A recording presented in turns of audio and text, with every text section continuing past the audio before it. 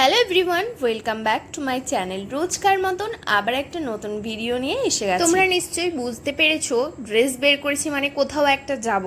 তো তোমরা ঠিকই ধরেছো, আমি আমার এক বান্ধবীকে ইনভাইট করতে গেছিলাম দাদার বিয়ের জন্য। বিয়ে তো আর মাত্র সবে কয়েকটা দিন বাকি আছে, তো এবার ইনভাইটটা না করলে হয়তো বান্ধবী খুব জোর রেগে যাবে আর হয়তো আসবেই না।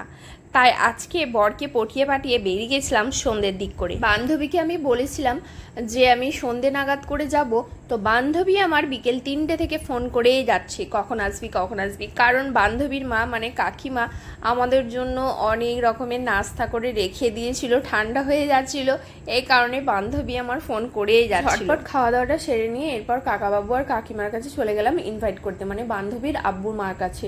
তো ওনাদেরকে আমি বললাম আমি ছোট মানুষ, এসবের ব্যাপারে আমার তো খুব একটা নলেজ নেই, তবে আমি যেমন করেই বলি না কেন যদি কিছু ভুল ত্রুটি হয়ে থাকে তাহলেও ক্ষমা করে দিবেন, আর অবশ্যই কিন্তু বিয়েতে